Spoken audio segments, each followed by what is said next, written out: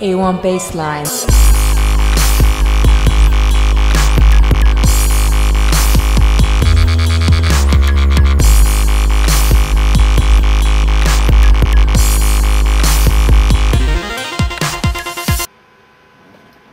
Look at me already, I've stacked it.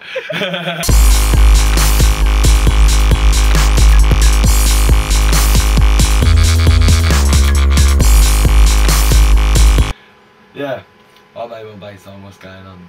I make music, I mean A1 baseline obviously is my solo thing, and I'm in a band called Party Shank.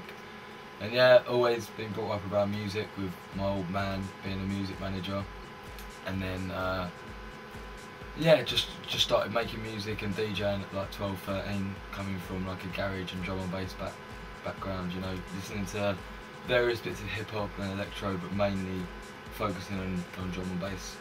And then yeah, like my sister bought like a home studio set up when I was about 14, and I started writing music from there. Yeah, my influences obviously have a very heavy garage and drum and bass influence, but now I basically write house music with the influences of garage and drum and bass. Some of my tunes are like more like bass heavy tracks, and some of my tracks are more like house orientated, where like the low end of the spectrum of the song is more just kick drum, so it's like very, you know, like thumping house music. But yeah, I've been trying to mix it up, and especially with drum and bass and some garage tracks, a lot of garage tracks, there is actually like 60 to 80 hertz of bass music there, you know, so when you go into a club you get the feeling. Obviously there is some now, like how dubstep's come out of like old garage and Grime's older brother or whatever. Yeah, it has some influences of dubstep, and I've done a couple of dubstep things, but I don't want to jump on the dubstep bandwagon, because that's not what really I'm about.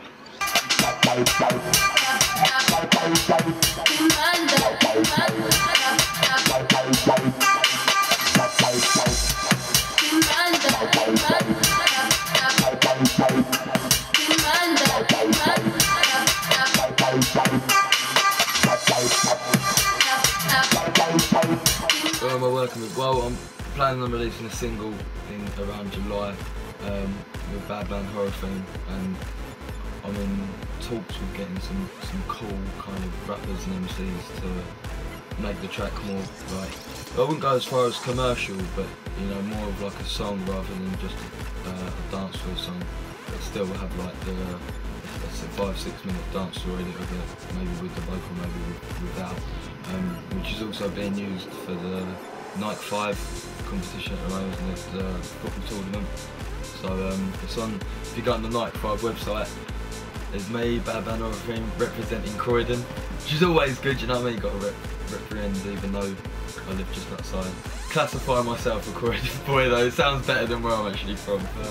It's going back to influences, Rage Against the Machine, obviously everyone's personal favourite band, somewhere along the line, but a little snip from this track.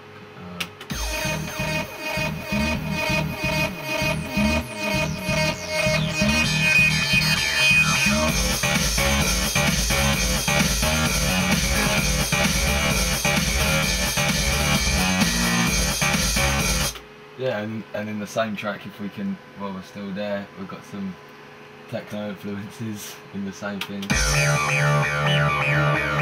like a emulation of like the kind of 303 sound, even though it's not. A big thing what I really like is like automation within sounds. Yeah, but like these kind of things, you know, you can go into them and make your own 303s, the sound of it, but try to do this as fast as possible. Yeah, with this thing you can write, but it has preset kind of sounds within it. Like, that's a very crap preset.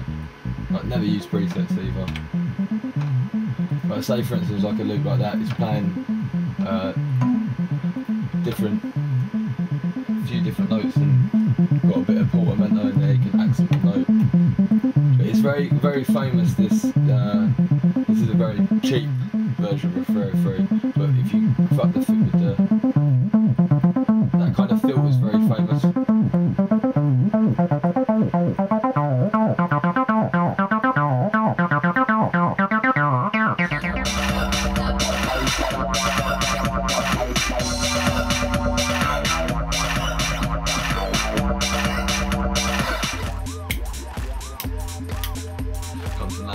was from my sister. My sister does the A1 bassline snippet, which was kind of a joke.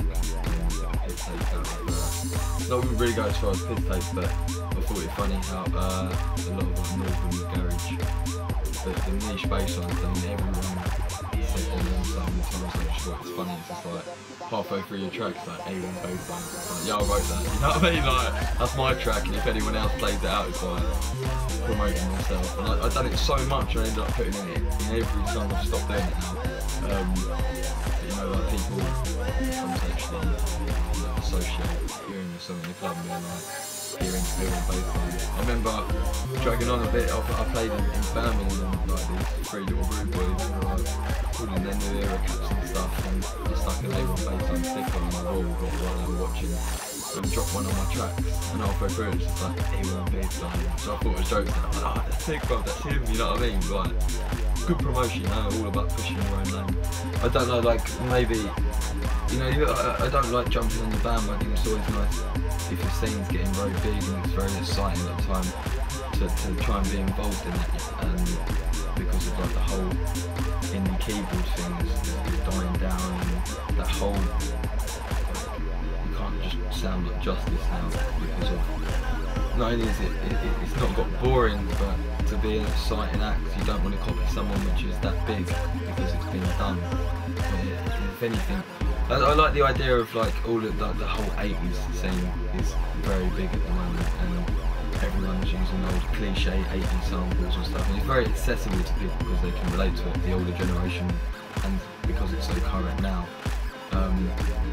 But yeah, it's nice to get that, rather take an influence which has been done and then change it to the time now, rather than taking an influence of something now, jumping on a bandwagon and just sounding like everyone else.